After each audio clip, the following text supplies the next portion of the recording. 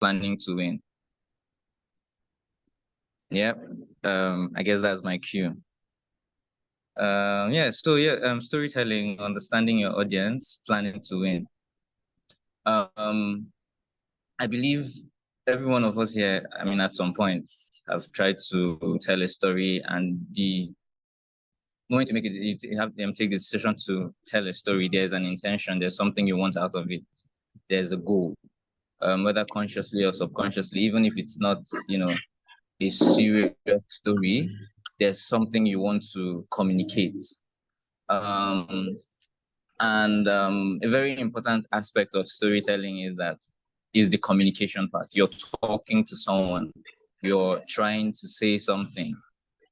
And that's where what we're trying to discuss today comes in, because if you're trying to talk to someone, for communication to be successful, to be effective,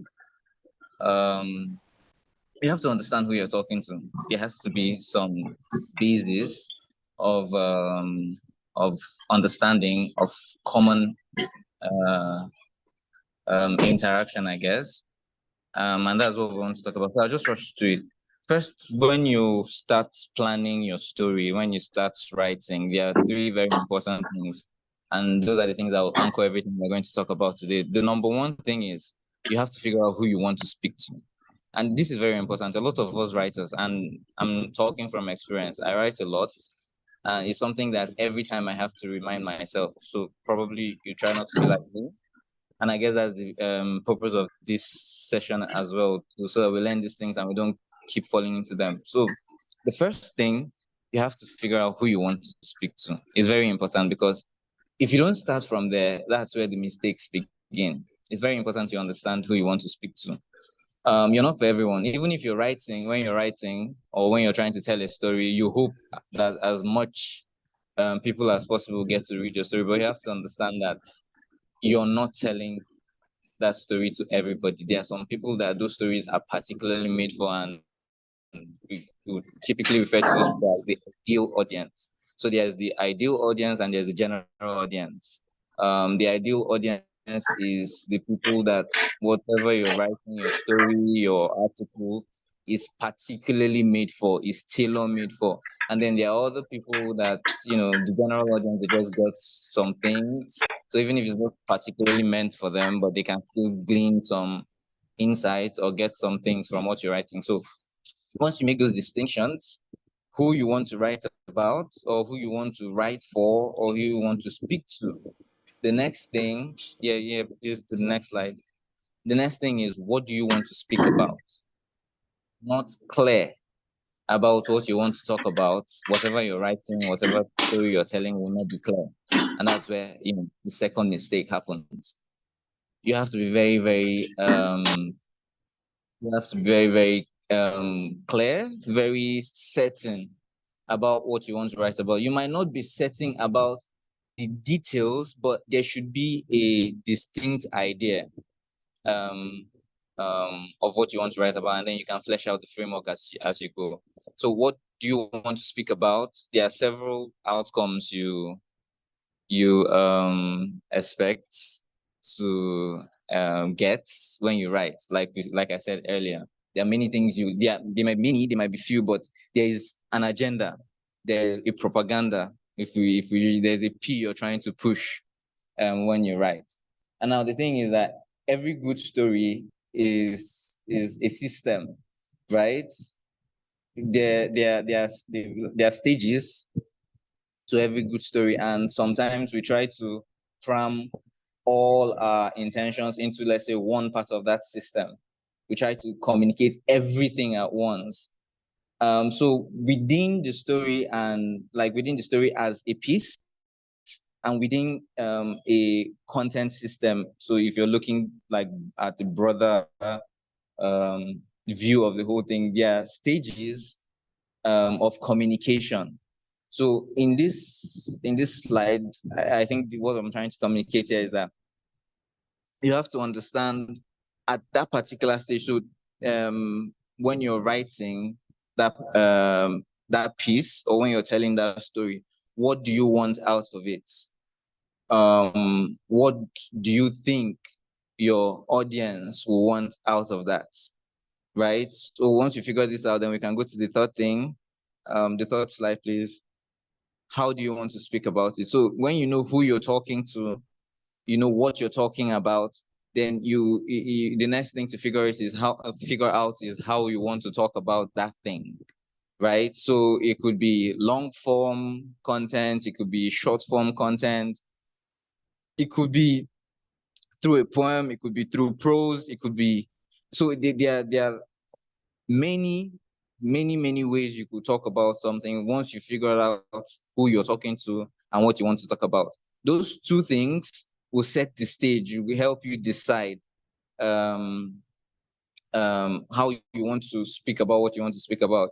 If you figure this out, it will help you structure whatever it is you're saying or you're trying to say or you're trying to communicate in a way that that will amplify the message rather than have your story jumbled up or what you're trying to communicate jumbled up and all. So let's go to this. So these three things are the basics. So when you're starting, those are the things you should always, like checklist, you should always make sure to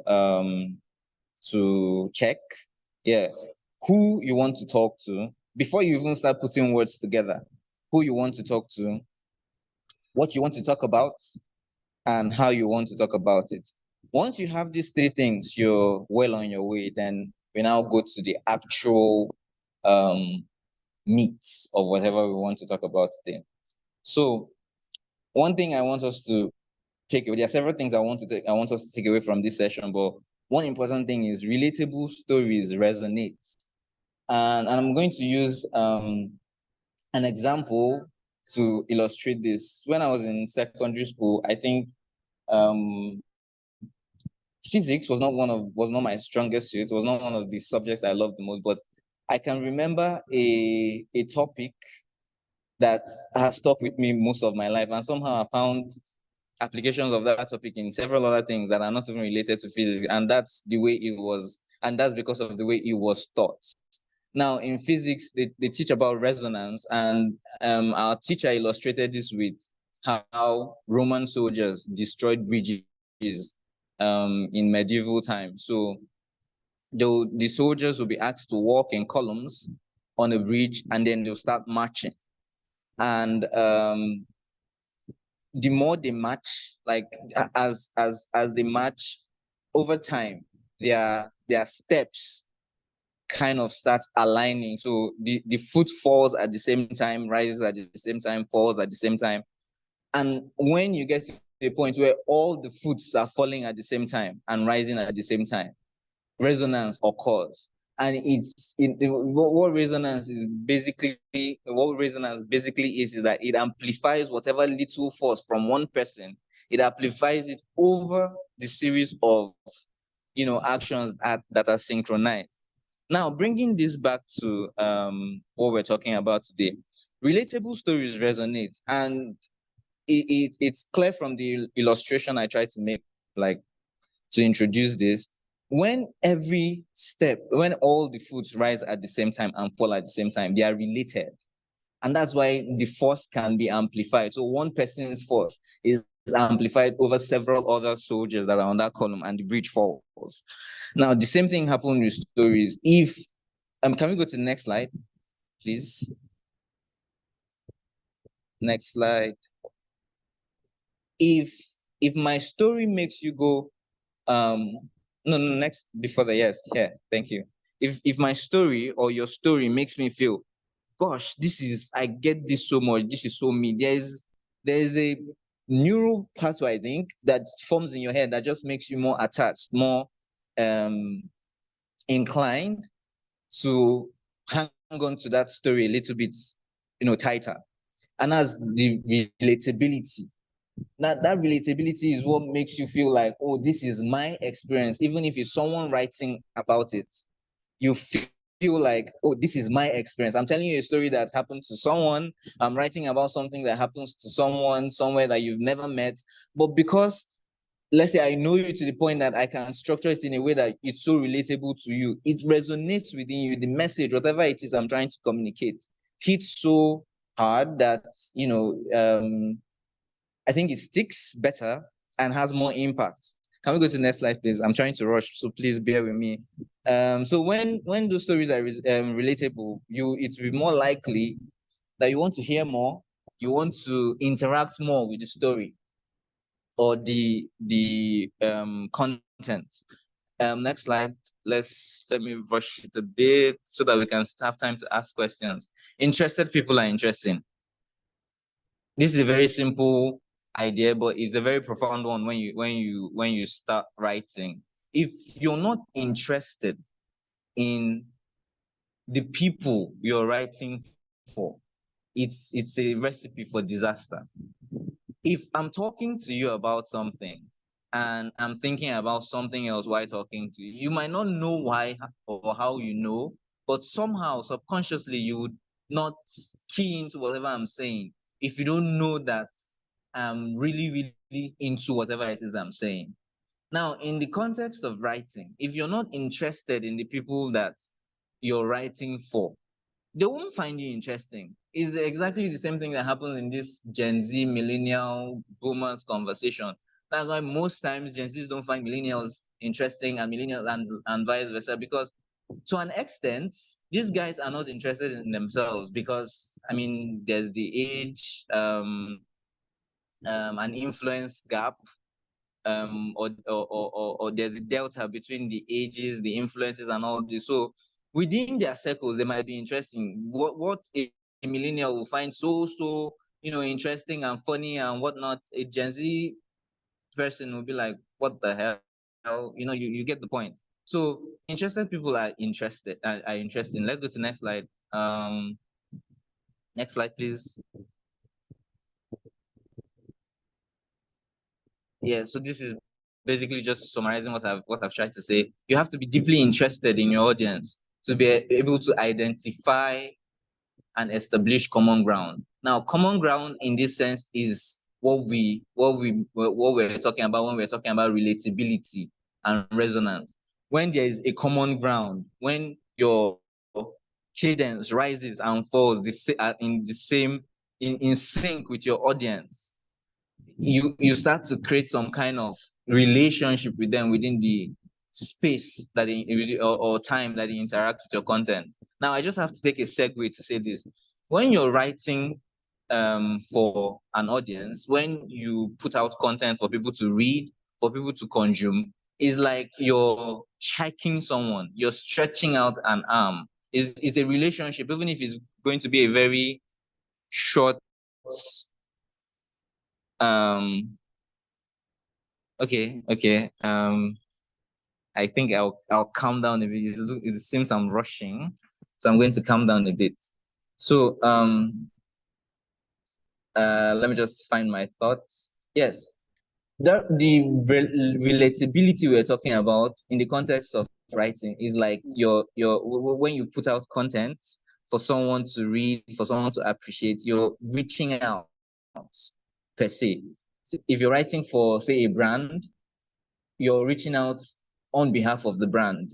If you're writing for yourself, say you're just writing a normal story, a prose or something, you're putting out a part of yourself. It's like you're extending a handshake, and whoever it is your audience is supposed to take your hand and feel like for the moment that you guys interact within that story or piece of content you've put out, there's a relationship.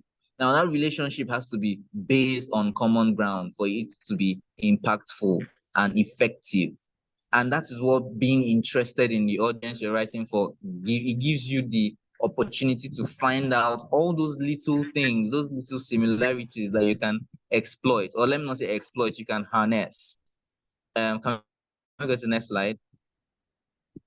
So yeah, so in trying to be interested in your audience, the question you have to answer is, what makes you or your story's hero? the same with the audience. So every story has a hero. If you're writing in first person, you're the hero. If you're writing, say for a brand, or you're writing about someone, the person is the hero. But every story has a hero, and that's like the how will I put it? The point character that you're trying to you're using, you're employing to communicate whatever message you're trying to communicate. So when you're putting together a content for an audience, you're trying to you have to, or you want to find out how, if it's you that you're writing about, or if it's a character you're using to write, you have to find out how whatever features, whatever characteristics, whatever quirks of that character, how it relates to the audience you're writing for. You have to ask questions that tell you what you and your target user can both relate about in the context of the brand, the idea, the business you're writing about. Next slide.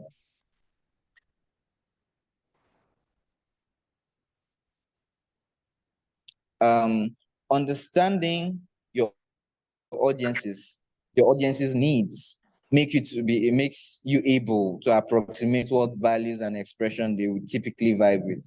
Now, this is tying to what we just talked about a short while ago. When you're interested, when say you have to write about something for an audience, and you take your time first to learn about this audience, what do they want? What are their dreams? What are their aspirations within the context of your story, so you don't go too far, right? Within the context of whatever you want to communicate, how does this apply to them? How does it apply to their life? What are the problems or issues that whatever you're writing about is going to address? How would your life be better after it has been addressed? So it's when you're interested and you take time to research, study who you're writing about. Then you can understand, you can get little things, gems that you can weave into your story. Little, you could call them Easter eggs, that as your audience is reading through, they trigger registers, personal subconscious registers in their minds, that, oh yeah, this is something I know. Take for instance, if you're writing a professional article for, say, a particular industry in the tech sector, or a particular sector in the tech industry, there are particular, let's say, jargons that you use, and it would elicit some sort of emotion with the people in that sector. Meanwhile, some other people in the tech industry, but not in that sector, those things will not have any particular meaning to them. So when you study, you research your audience because you're genuinely interested in them. You find these little things, right, that you can put to the side, and when you start crafting your content, you can weave them into this content. And in the next slides will explain why this is very important. Can we go to the next slide? Now, words have different meanings to different people. When we talk, most of the time, and the way we talk most times is the way we write. We assume that because we have a clear idea in our head, and those ideas have been translated to words in our head, we assume that when we say it, the people that hear these things we say, or read this thing we say, we assume that they will see it exactly the same way we have it in our heads. But the truth is that words are very, and that's why they're very powerful. Words are very flexible things. Words have contextual meanings as well as they have very objective meanings, but words are very subjective. And a lot of the time, unfortunately, the subjective meanings are what we use in our day-to-day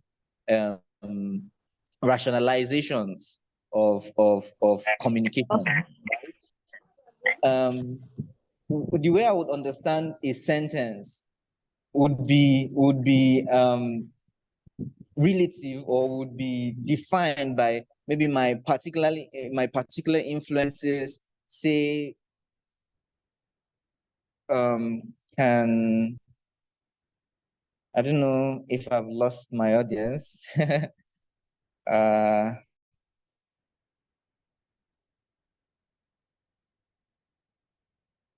Okay. All right. I saw a notification and okay, yeah. So as I was saying, when we speak or when we write, we assume that people would understand what we are saying exactly the same way we have it in our head, which most of the time is not the case. And that's why there's a lot of misconstruction or misconstruing of things, especially, and you particularly see this very, very rife today on social media, especially Twitter, when someone says something and there are like 1,000 different rationalizations of that thing. And at the end of the day, you come back, maybe say you're the one that tweeted the thing or said the thing, you come back and be like, from where to where? How did people get this from that? And sometimes it's not necessarily people intentionally trying to lose the point or miss the point. Sometimes it's just the way their particular influences, how those influences, factor or refactor whatever it is you're saying. So when they are hearing something, they are hearing and understanding from a particular reference, from a particular frame point. And that's why it's very important to be interested in your audience and research them and know them as much as possible, know how they think, so that when you're writing, it's not going to be about how you think this thing is being said or how you think this thing should be said or how you think it should be communicated. It's going to be about how you think these people you're writing about would hear and understand this. And you won't be able to do this if you don't know the people you're writing about, if you're not interested in them, if you've not researched them, right? So remember this, you can be saying something and thinking your audience totally gets it, but they are not hearing what you're trying to say. And beside writing, beyond writing, in fact, you should practice this beyond writing so that you get better at it when you start writing. When you're trying to say something in your day-to-day interaction with people, have it at the back of your mind that is what I'm saying being passed across in the way that this person will understand it. Now you can be trying to say a particular thing, right? And then the way you say it to one person is totally different to the way you say it to another person. The way I'm going to try to say something to say a friend, a personal friend, probably be different from the way I'll say that exact thing to say a professional friend, right? Because there are contexts to everything we say and do. And those contexts, you have to make sure that there is a mutual understanding of those contexts, because those contexts would definitely influence the understanding of whatever is being said or done. Now, this is something we have to pay very, very serious attention to when we speak and interact with people and when we write. Can we go to the next slide, please? Yeah. So this is like a summary. The audience you're speaking to, they hear you most times, but usually they understand their thoughts about what you're saying. So, like I said, their personal and individual influences would rationalize whatever it is you're saying. It would churn it. They would churn it in their mind, and their brain would process it using the data points it has access to, which might not necessarily be the same data points your brain has access to when it's forming the context or the idea you're trying to communicate. So if you can't connect with your prime audience on levels or things that they find familiar, chances are that they would not care about whatever it is you're offering. So a very simple way to illustrate this is, if you're trying to say communicate an idea using Nigerian slangs to maybe someone from the US, the person will totally miss the point. Like, it will be strange if the person gets the point. It will be interesting.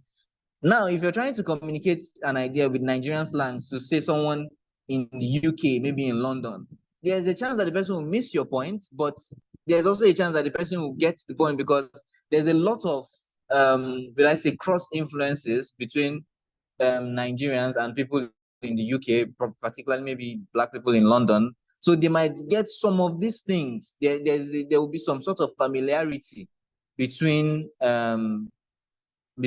you and them, so they might understand some of these things. Now, bringing this back to a more general basis, if you don't have those things common ground, those relatable levels in the way in what you're communicating, your audience will miss the point and you will not have an impactful